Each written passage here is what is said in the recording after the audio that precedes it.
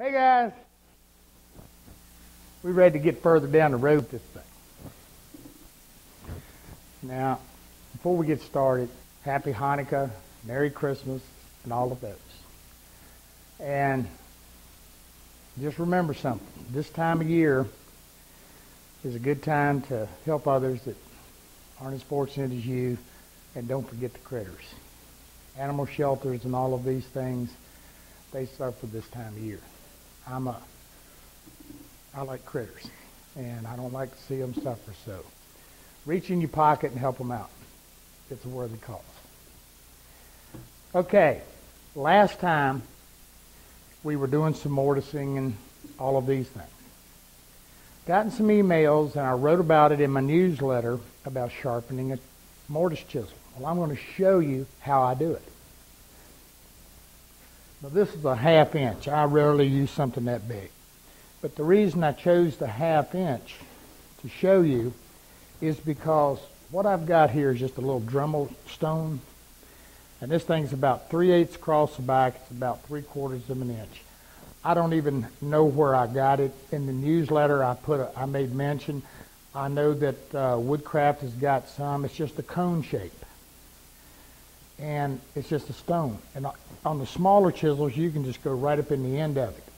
But what I actually do, now watch close. On a bigger chisel is I just get in here and I just rotate it.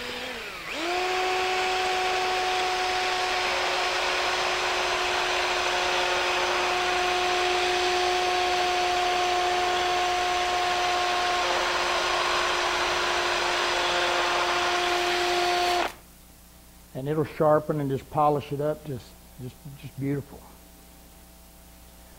Now, like I said, I normally use, rarely do I go past the 3/8 chisel. Now, the other thing I do is I use one of these little diamond hones.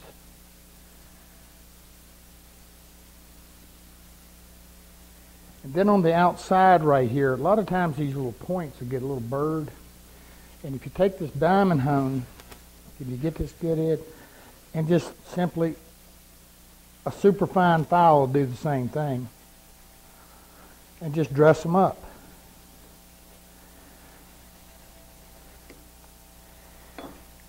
Now let's go to the bit. The bit's a little different. And it's a little different than a regular drill bit, because you've got a cutting edge that just goes around right here. Same stone or a little file, you can just dress it right up. Keep on cutting. Does a nice job. And the sharper you keep them, the better they do. Keep them clean too. All right. Okay. I came up with what's going to be my final color on this. Now, why am I talking about color right now? Well, we're getting ready to put the moldings and things on. And I want to get everything sanded pretty well before I do that. Sanding removes wood.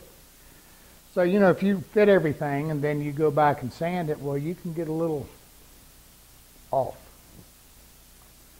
I've been accused of being sanded a number of times. Anyway, here's my color.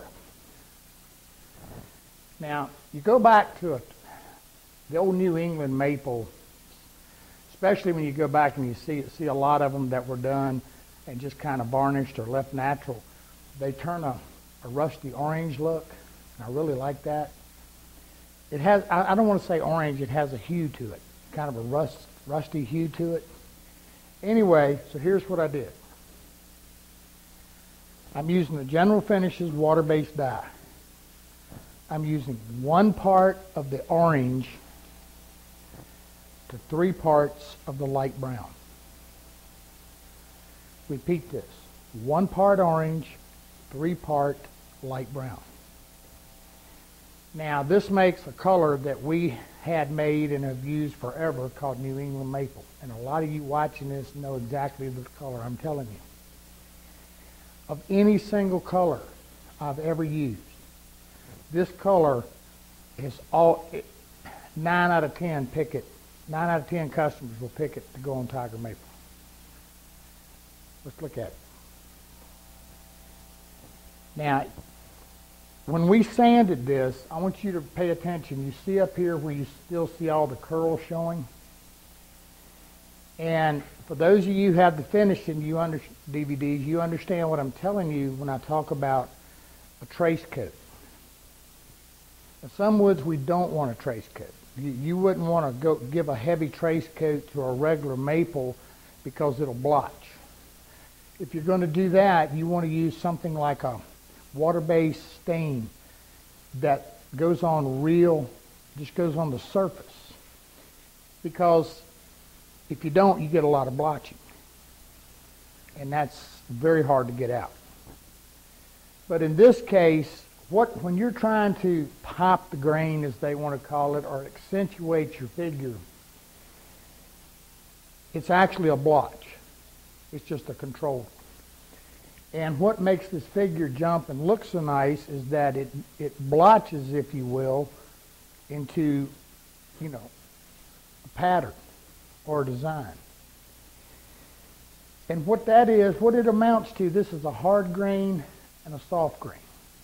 Soft grains obviously absorb more than a hard. So what we do is, when we were picking out our wood, we put a color on here and we let it dry. Now we've come back and sanded it. We're not trying to sand it out of the curl. We don't want to. Let's think about that a minute. What will happen is, as we dye this has been dyed. We sanded it with some 120.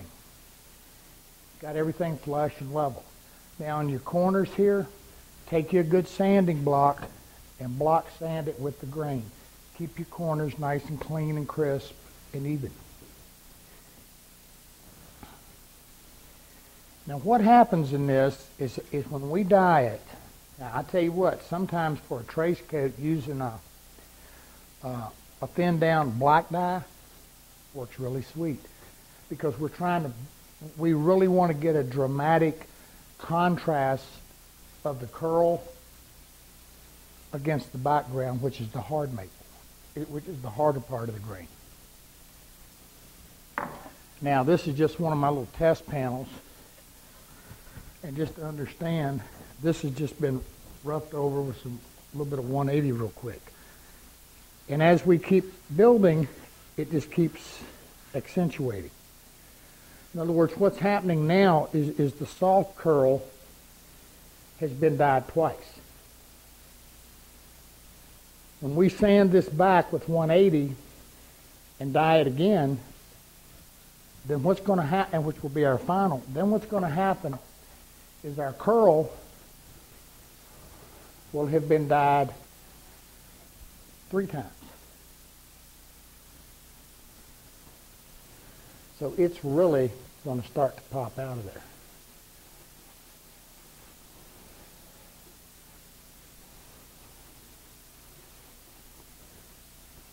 Now see, this color's got, I don't know how to, it's just beautiful to me. I like it. But of course you can feel free, use whatever you want. But it does nice.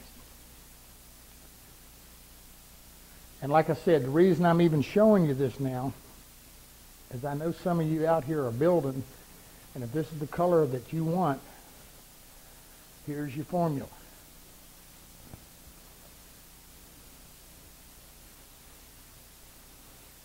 And like I said, we've sanded it with 120. Now we'll dye it again, sand it with 180, and then we'll hit it one more time. I'd never go past 180 on Tiger Maple. The more you sand something, the finer grit you sand it, it starts to close the pores in it. And we really don't want that. We want this thing to take this dye readily. And we get this on, get it dry once it's all done. Then we're going to put a coat of oil on it to really deepen our color and give us that, what we call chatoyance. And then we'll come back and finish it with the top coat. And this will be a screamer. All right, one more time. 1 part orange, General Finishes dye stain. 3 parts light brown. That's my color. Let me see if I can get a vote from the peanut gallery. Jeff Fleischer's back here. Ed's back here. What do y'all think? Say loud. Looks great. They're bashful. They're grinning and nodding. All right. We're going to start out on this getting the base on. Now we've got our base rough cut, so we just got to fit it. Now one of the first things I'm going to do is I've got me a piece of MDF cut to the, well, it will be in a minute. Ed, I thought you cut that to the same width. Huh? You must have inched it. You know what he's talking about, guys? He measured, I know you've done this. You use the 1-inch mark on your tape measure to be accurate, and it says 5 when it really should be 4 because you overhang it 1 inch, and you cut it 5. But hey, that's a whole lot better than cutting it at 3. All right, we're going to make the pattern out of this. Now, one of the things we're going to do is we're going to get around here to the table saw because I'm going to cut this on my miter slide, on the table saw. Okay, the miter gauge. Now I've got a chop saw back here, and I could very easily use that. But I've got a 12-inch. A lot of guys only have a 10-inch, and a 10-inch is not going to give us the height we need to be able to chop this. And then a lot of guys don't have one at all, but you got a miter gauge for your table saw. So that's where we're going to go to get our moldings cut. Now I'm going to tell you something else too. I like cutting miters on a table saw. All right, before I start cutting, one of the things I want to do is I want to route a profile on the top edge of this. Now, what I'm going to do is a bead. And basically it's just a round over bit that's stepped down to create another edge, and you'll see what I mean. What I'm using is a 3/8 radius round over. Bottom bearing, just 3/8 radius, round over bit. But now my stock is 7/8.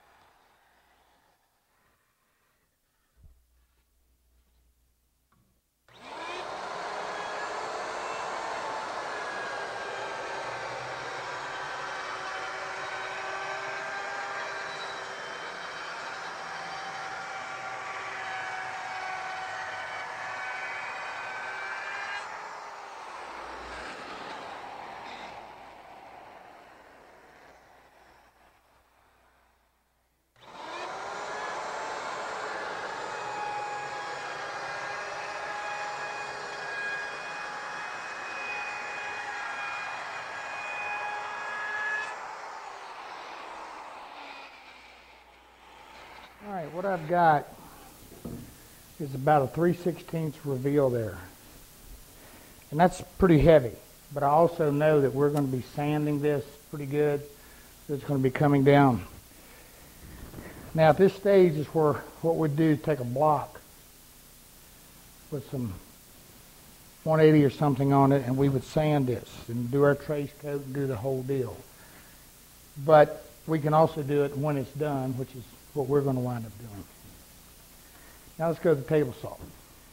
All right, this is probably one of the few places that I wish I had a right tilt table saw. Because a right tilt, my blade would be leaning, of course, to my right, And to me, that's a little easier. And yeah, I could actually cut my base. I could cut my base fine with the mitered fine with the face down. But if I get any chip out, it's going to be on my face. And I don't like that. Here's what I'm after. So I've actually switched to just a regular little miter slide, came with my saw. Doesn't have to be fancy.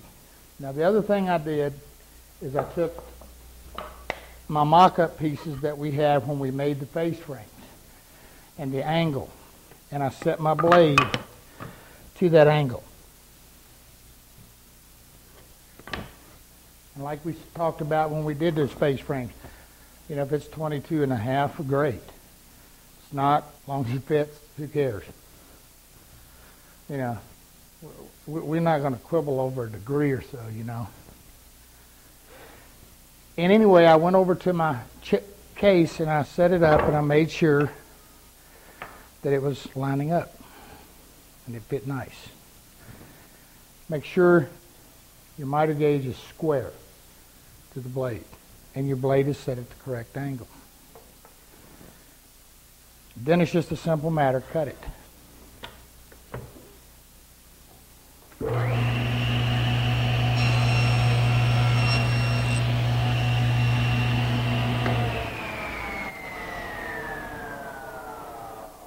Now we were talking about blades.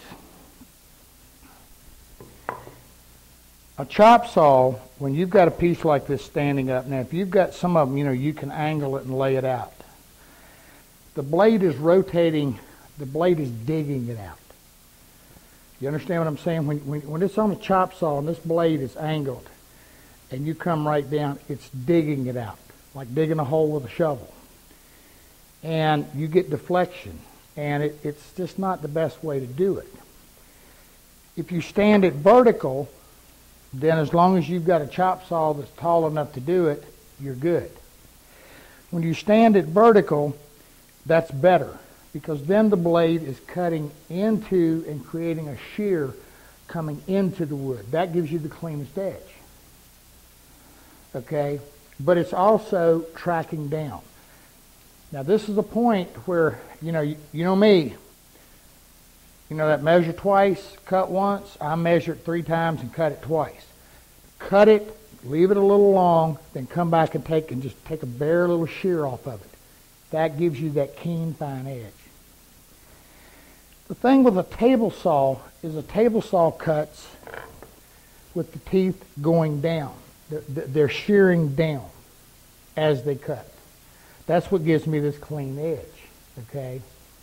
That's why I do not want to be on this side, because I have a left tilt. If I had a right tilt, obviously I would. So then, once we've done that, we've got to cut everything to length and fit. Now I'm going to do it with this piece of MDF. I'm going to make sure I'm right before I go too far. All I'm after right now is getting all my lengths set up.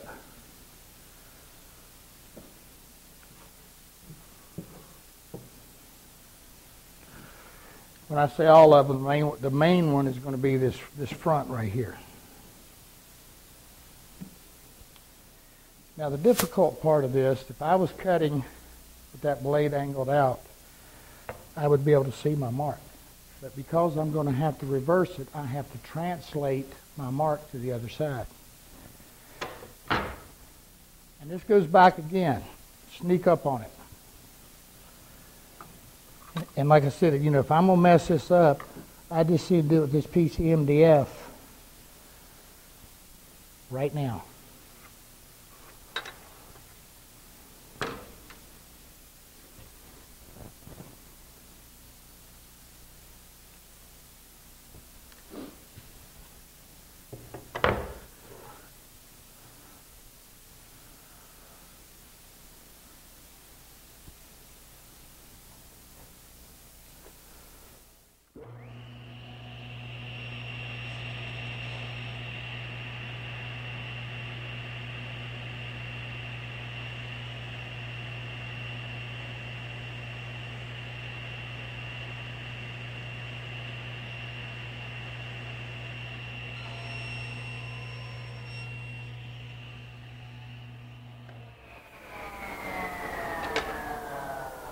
Let me see where I'm at.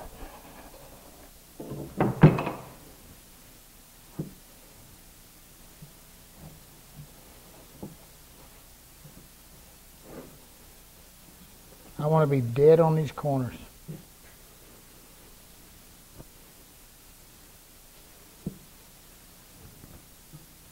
All right, I'm a little strong here, so I'm going to go a little more.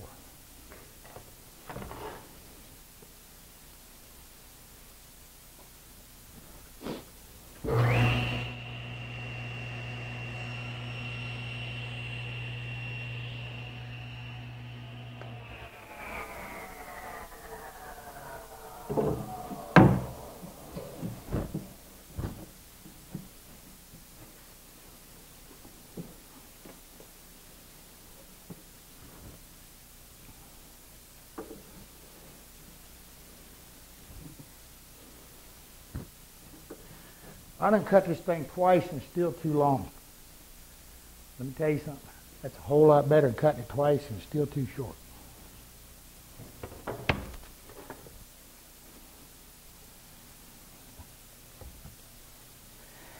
Somebody's going to ask me what kind of blade I'm using here. This is that Freud Fusion. It's at it's a 40 tooth.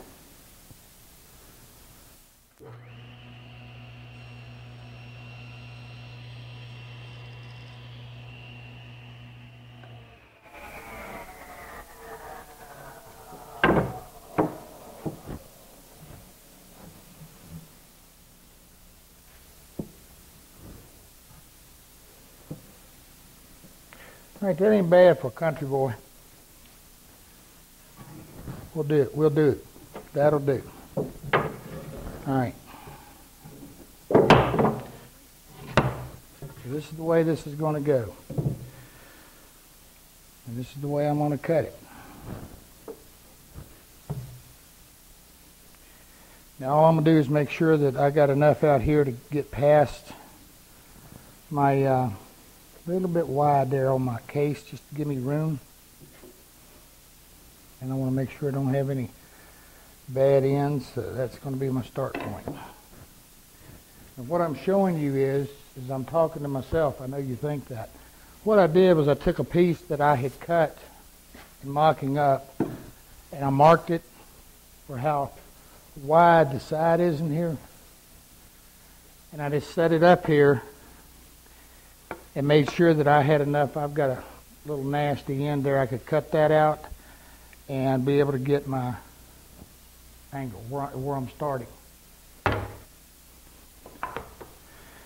And also the other thing that's going to happen is I've got to reverse the angle on the little end piece because it's going to wind up going the opposite direction, so I fold it. Now, a smart thing to do on that is to do that now, while it's long. So what we can do is we can translate this down. We don't have to get super accurate at this point. So what I want to do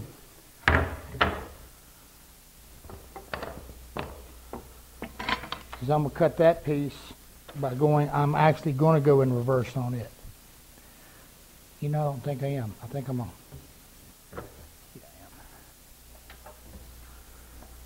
I am. Because I'll still have room to trim if I need to.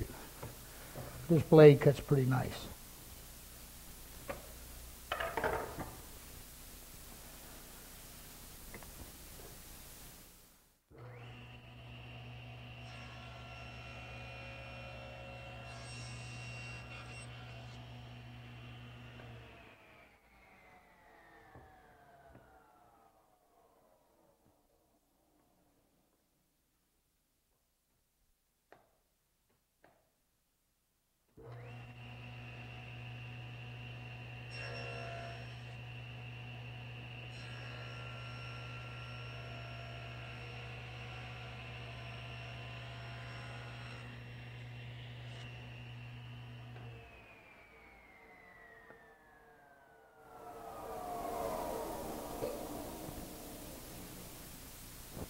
pretty nice. Should be ready to rock on that corner.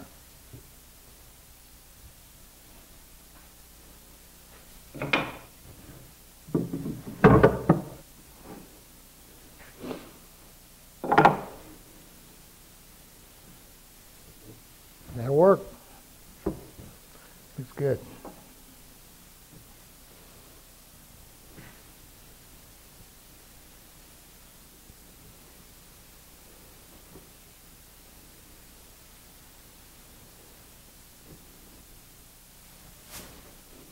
Now, what I'm going to do is I'm going to translate that piece of MDF over to this and cut the other length.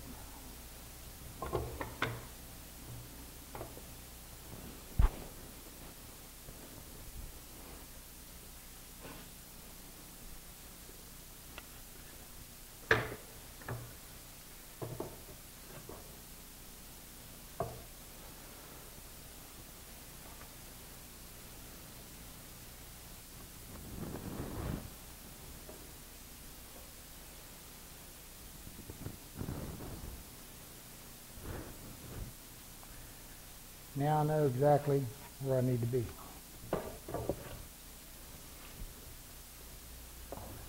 But I'm still going to sneak up on it. See how much we took out? Makes for a nice match.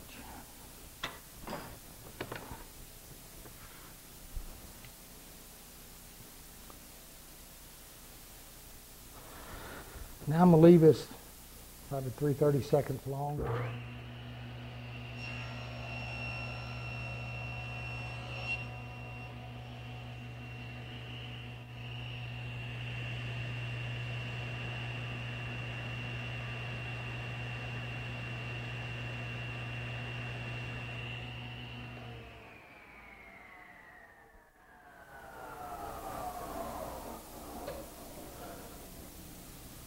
Can't see it, the blade spinning.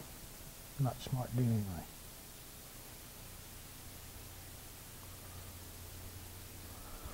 I gotta do it.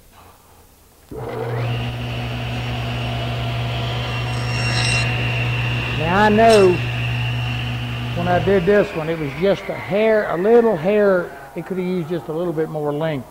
So I'm leaving just a little bit more there, and I think I'll be okay. Now I'm gonna go ahead and cut the back angle on this.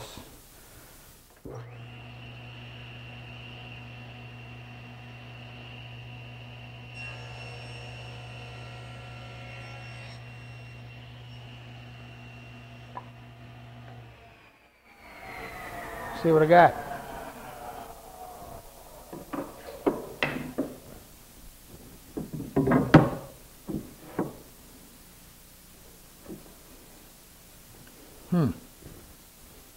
Something ain't right, boys. Something bad.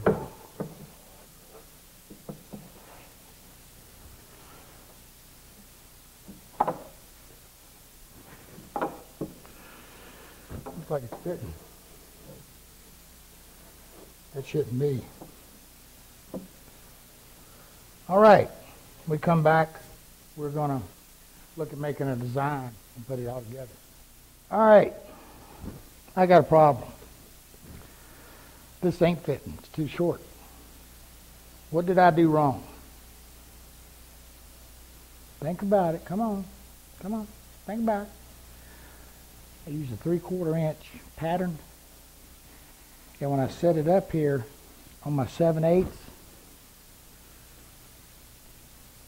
okay, when you move it to the outside, see it? See right there, guys? Got it? You always got to go to your fit side. I mean, in this case, the inside where it's going to be fitting. And I'm sitting here yapping and running my mouth, and I did it to the outside without thinking. So now I've got this matched piece of tiger maple that's too short. What do I do? I got a board stretcher.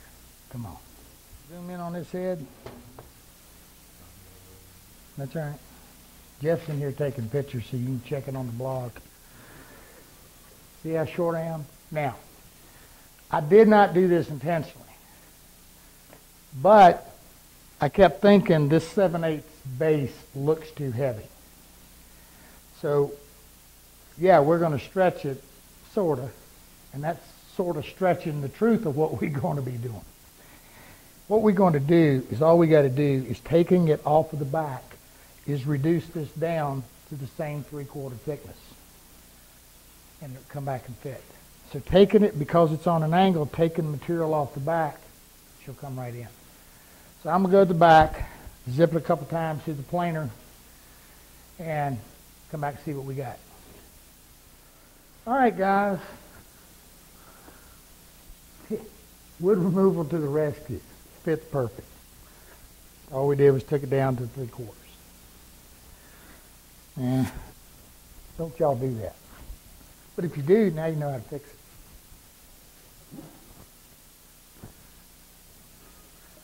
All right. Now what are we going to do? Now we're going to take, it's hard to see on this. Now we've got this nice little scroll down here, and we're going to scroll our base and get it together. So let's do the scroll. First thing we do, and we're going to get a better camera angle here just in a second. We're taking our piece of MDF and found the center. Then I measured down 1.5 inches, and then just drew a line out here. Now I'm going to roughly show you what we're going to do, but I'm going to kind of show you on this dirty backside. What we're going to do is we're going to do a little arc.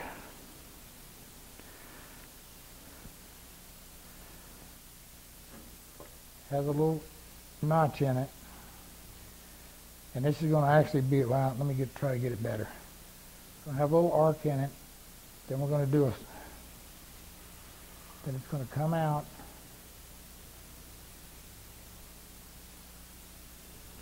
Over here on the corner, comes out, comes down.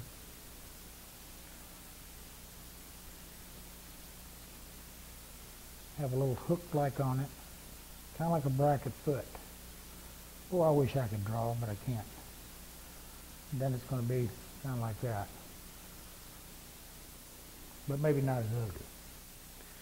So let me show you how we're going to do it. Now I'm going to show you what I've done.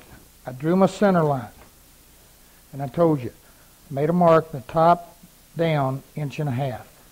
Then I went from the bottom up 1 3/8 inches. So one more time. This is 1.5, 1 3/8. Then I took my compass from the 1 3/8 point and I set it at the 1.5 point, and I simply drew an arc.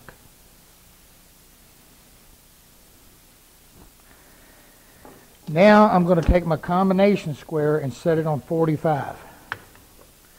And all I'm going to do is come right to my 1 3/8 point where the arc comes in.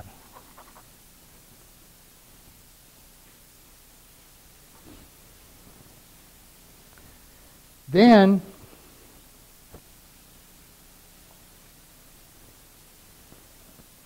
I went over here to the end. And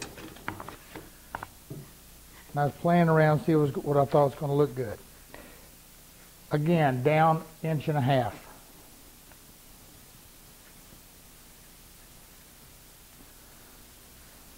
From this point to this point. Now, I played around a little bit. I take I have a 1 3/8 Forstner bit.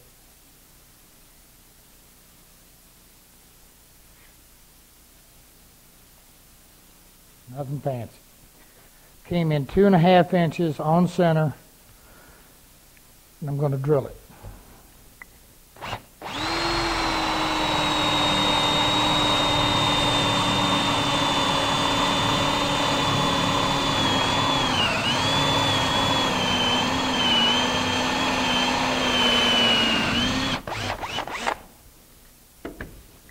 All right. Now, with that done, I want to make a foot. So what I'm going to do is I'm going to come in at the top of this, and I'm just going to sweep it down. That's all I need, right here. Just a little sweep. Now in here, what I'm going to do is I want to curl. So what I'm going to do is I'm going to sweep this up and start. Now I've got a big French curve, and you can usually find these at the craft stores, places. So staying with my 1 3/8, what I want to create here is I want to create a sweep down and then a sweep up. Just about like what I've got. Except I don't want to be real low to the floor. I want right here from the point, I want to be up here about 1/4 3/8 of an inch. And I just want to make a nice light little sweep up. Let's take a look.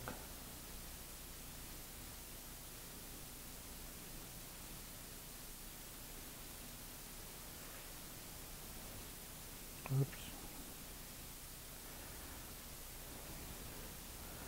Now this is our pattern we're making.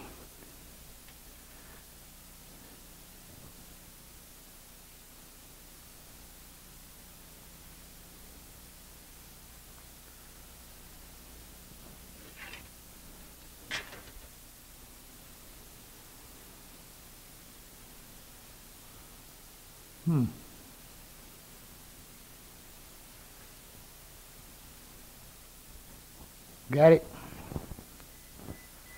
All we're doing is making a nice little sweep. This will come down. Now one other thing we can do right here on the bottom of this foot that I think looks pretty good is let's just put a little finish point. In other words, what I'm going to do is you'll see it. I'm just going to make this little straight point and have it sweep on up. Now all I'm doing with you right now is thinking out loud. I'm going to go to the bandsaw and I'm going to bandsaw this out. Get it looking what I like. And you do the same. You know, one of the things you want is you just want to keep nice sweeping lines. Okay. All right, a little cleanup, and I think we got a kind of a nice looking little base going here. I like that. I've used this scroll a lot of times. I don't know if I told you yet. This scroll, this part in here, there was a shaker by the name of Daniel Searing, and this particular piece was in one of the shaker museums up in Ohio, and I saw this particular scroll and I just fell in love with it, and I've used it. I kind of adopted it as my own, and I have used it time and time again.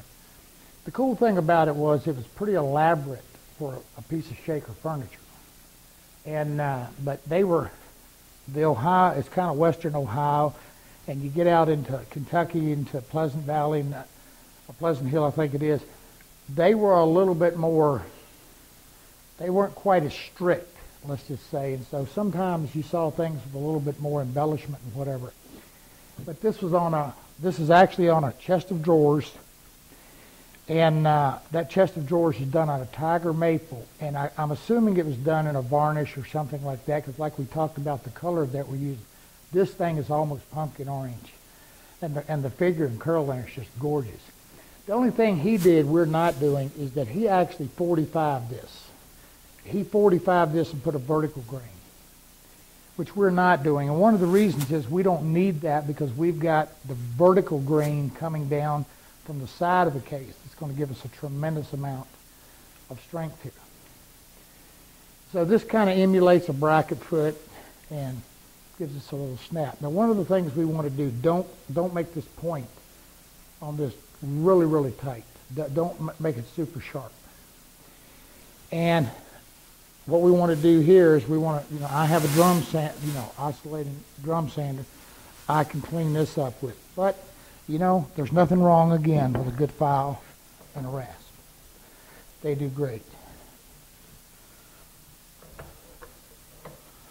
And I think I told you in an earlier webisode, my absolute favorite, particularly on MDF, is these Japanese files. Man, them things just... And we just want to keep everything flowing real nice. We don't want any bumps or lumps. You know, that brings up a point. You know, I think in the next webisode, we're going to be doing a lowboy, a mahogany lowboy that has cabriolet legs on it. Let me tell you something. You're a whole lot better to have all four of those legs vary a little and keep that nice flow. That flow in that, not having lumps and bumps, is a whole lot more important than all those legs being identically the same.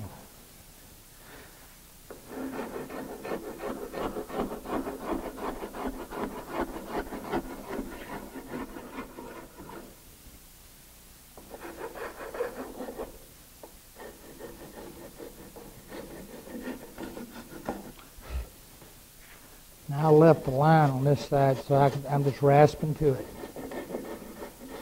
Big dowel's piece of sandpaper, be great in there. Right here, Jeff wants to get a few pictures. We've got enough. All right, now that we've got our pattern made up, I'm going to trace it over to the actual piece of wood. Now make sure this piece is angled as well, so make sure you use a combination square or your center line here to make sure that you're in line. See right here, it looks like you got an offset, but you really don't. You want to be point to point. Now I'm actually tracing this out with a Sharpie so you can see what I'm doing.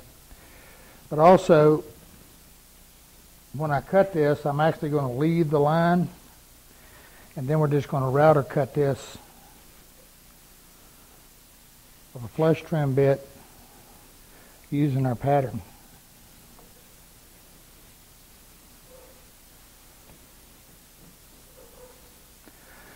Now one of the things I am going to do, I'm going to go to the drill press and I'm going to drill out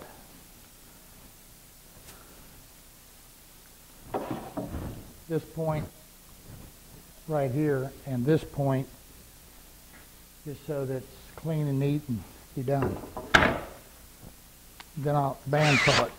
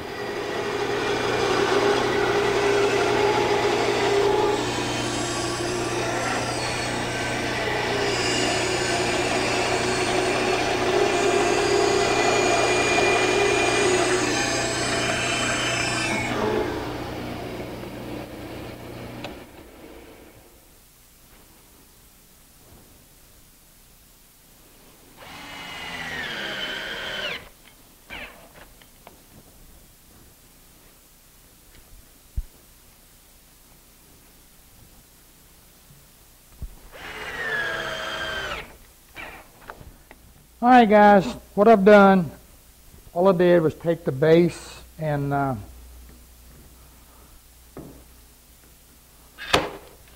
I cut it out in my pattern, I just screwed it on. The back will never be seen, so the screws are fine. And I'm just going to put it in here, and I'm going to take a bit and clean it up. Now the bit I'm going to use, because I got this figure tiger maple, I'm going to be using that spiral cut. It's a 1/2 inch spiral. These things just, they cut a slick edge, and this is a down cut, down shear. And I'm just going to cut it and be done. Might have to take a file, rasp, clean up a little something, but pretty much it's going to do what we need.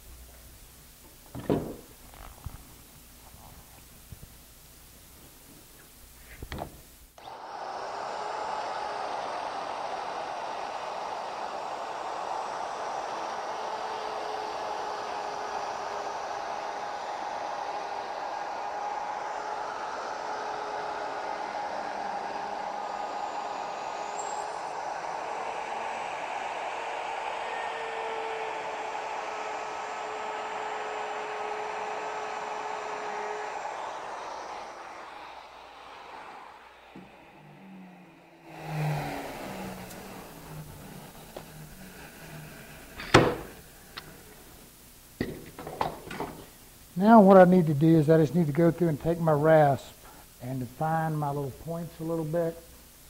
Other than that, we're done. And we'll do that, and we come back, we're going to look at getting it on the case.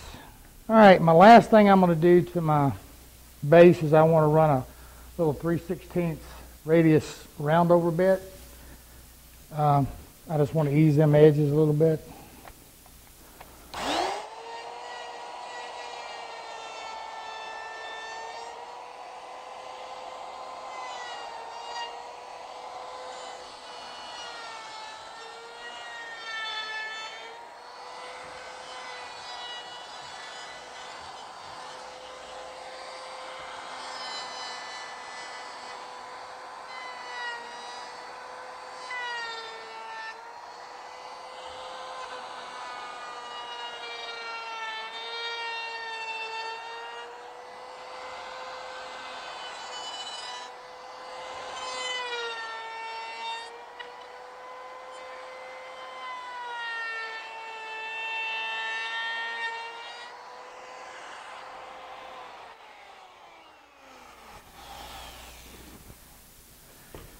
Now the other thing we're going to do when we sand this is where we get this rounded edge right here, where we rounding it over, is you want to take your little file, and this is a little too rough, a little piece of sandpaper on a stick or a fine file, and you want to bring those points in to make them defined well.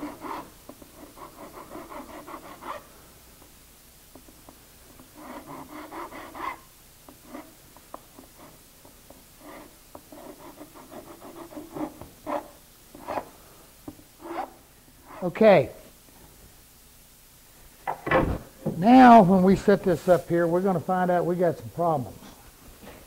What are they? Well, we got feet in behind it. So we got to do a little trimming on our feet in order to do that. So we'll come back and take a look and do that. All right, guys, see what we got? Right here behind his foot, we've got a little bit of extra wood, so we need to take a jigsaw or something and get that out of there. That's exactly what we're going to do. All right, now I'm going to make you laugh, because they're laughing at me. I think these are the pants that I got the magic marker on the back. It's magic marker. When you're filming and everybody's telling you what to do, you see my hands and you got a magic marker laying, and you get up here and you do this while you're listening to them, and there's a magic marker on the bench, it ain't a good idea. Oh, jeez. We're doing woodworking. We're not doing shop attire. All right. I'm going to get a jigsaw and get that out of there.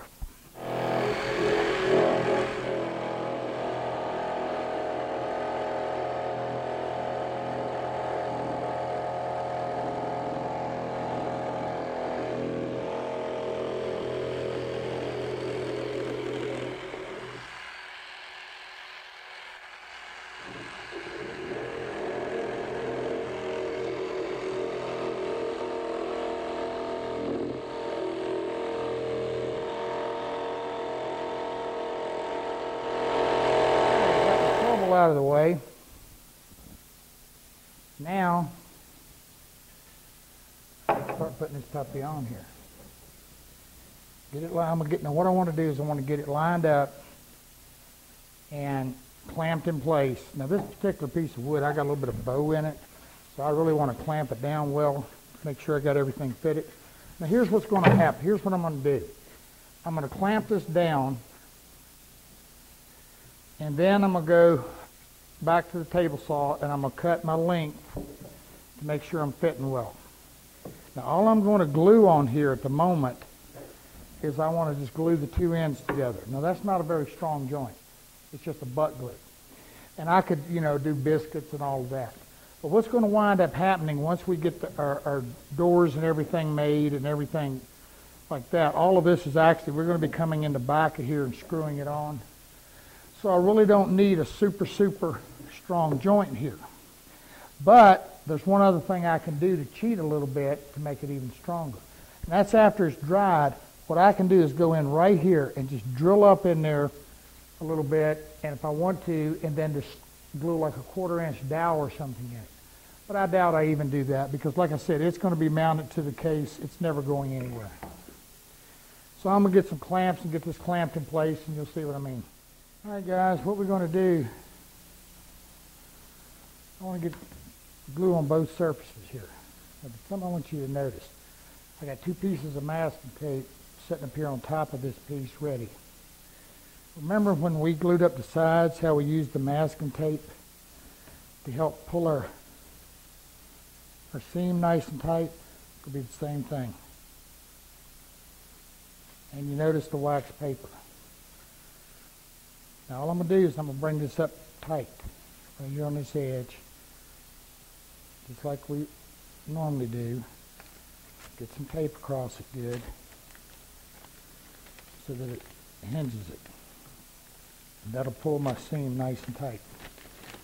What we got? Got it. Flush up here at the top. Nice and tight. A little pressure just to make sure we got the glue, the excess glue out. So I'm going to get a clamp on it.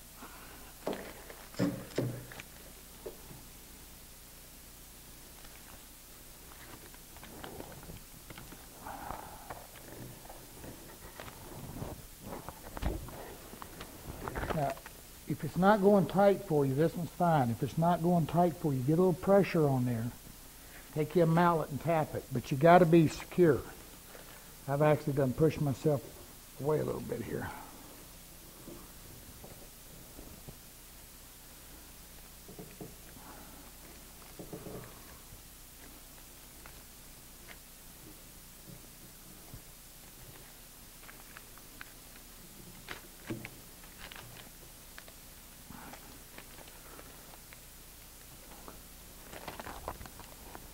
All right, I'm in there. Okay, I'm going to do the other side, and we let it dry. All right, while the base is on there and the corners are drying, let's get to the moldings. Now, the first thing you notice on my miter slide, I put a different fence. I want something a little longer, not quite as high. Now, to get your angle, same piece that we used on the sides.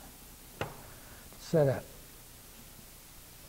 Run it through, set your blade to where you're right on your angle. Now make a test cut. Make sure it's fitting. And by that, exactly what we did. Just take a scrappy MDF or whatever you got and make sure you're coming in with a really nice tight joint. Now, we're going to start with this little guy right here. This is that thin molding we made, okay? Now the issue I'm going to have when I go to cut this is that I have to cut this corner in this direction, right here. And yeah, I can reverse the, I can move the miter gauge, and that's probably a good way to do it. But I don't want to take a chance on getting off on my angle because I'm not at a perfect 22.5. So all I have to do really is to take something that makes up this space we left in the back. All we have to do is put in a nice little straight edge caul, just like this. And we can make our cut. See what I'm showing you? Now, the only problem with this one is it's too wide. I don't want nothing that wide. I don't want to be that little teeny lip hanging over this edge. See this? So this is the only protection I've got from this wanting to kick back. There's not enough edge there. The larger molding, we would be okay. But I think this piece of 3/4 MDF is just about perfect. It is. See, I just want something that's going to keep me flat, tight, and to the top. So I'm just going to make my cut. I'm going to make my first cut. Now remember again, I've left plenty here because I got to reverse this cut just in a minute.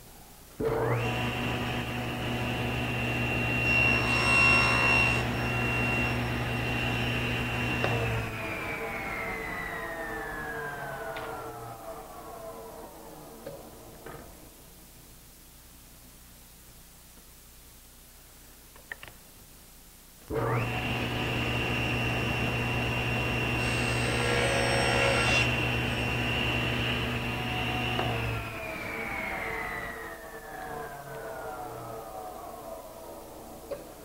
like we're doing good.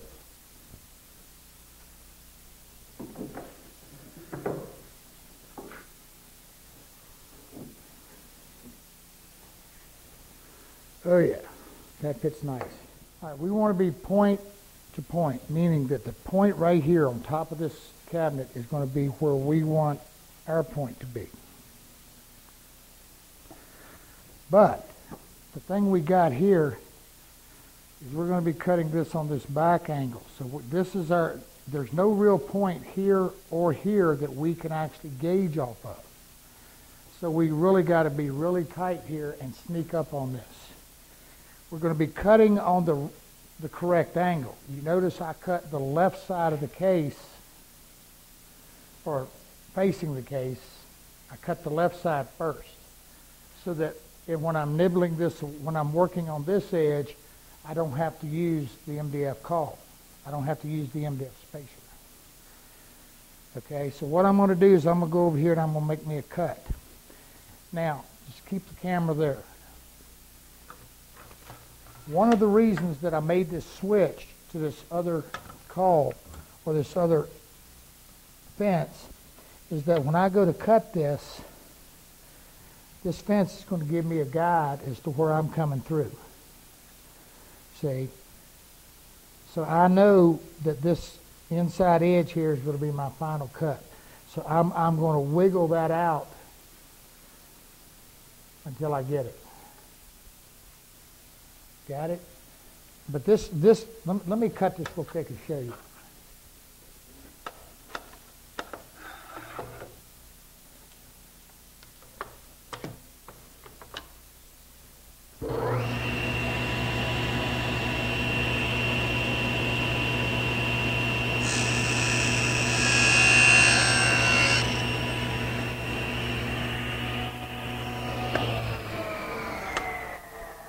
All right, you see what I'm talking about?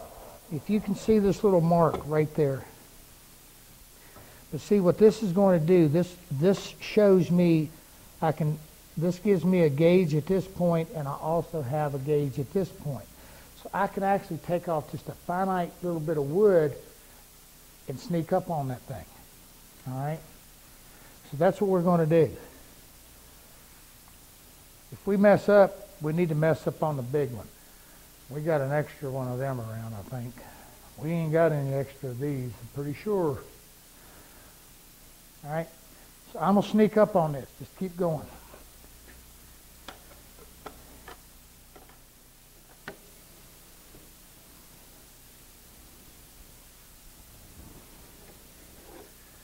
I'm going to get it.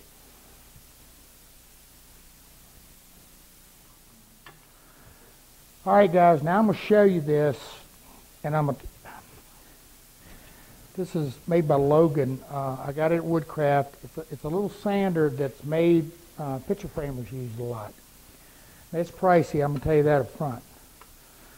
What is this thing, Jeff, 170 bucks or so? But I'm going to tell you what, if you do a lot of miters, and I mean, we're fine on the table saw. Now, one of the things, you've got a 45-degree setting, and the way this works basically is this. All right, this comes around using, it's got a little green dot on it. That's a 45, okay? Then it's marked for different, how many sides you're doing. It has a 5, a 6, and 8. And an 8, if you were making a kind of an octagon-shaped picture frame, you would have 8 sides. That's 22 and a half, where it works out. Anyway, so what happens is you just simply set to whatever it is you want, okay? In this case, that's it right there. And I can come in on this and I can sand. And somebody's going to ask me why it's so expensive. Only thing I can tell you is the thing's built like a tank, and it just works. This is 80 grit, and I'll tell you what, little teeny Mouldings Man, this thing is sweet.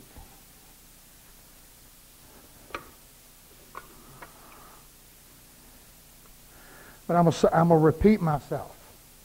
We did just fine on the table saw, okay? No, but I'm close enough here. I'm pretty close. All right, guys, it's time to glue this molding. Everybody's seen me do this. There's even a YouTube video on it, I think.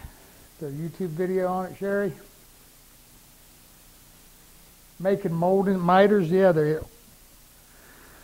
Jeez. All I'm doing is taking some Tight Bond 3 glue, butt joining them, button them up nice and tight, and I'm going to let them dry. Then, make sure you get plenty of glue because that end grain likes to suck it up good.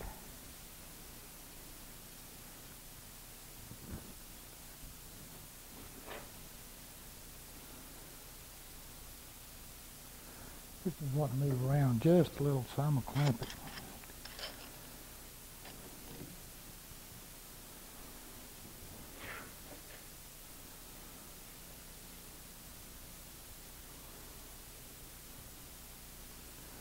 I've actually taken a little piece of wood, but you notice the tape so you don't glue to it and stick it under there and just take a little squeeze, clamp, anything put on there. It's something to hold it till that glue dries some.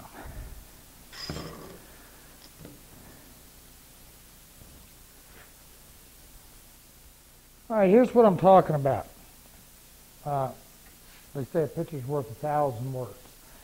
You see where we took, this of course a larger molding, see where we took the portion bit, drilled it, then bandsawed a wafer to go in there, again about half the thickness, glued it in with the grain running across the joint.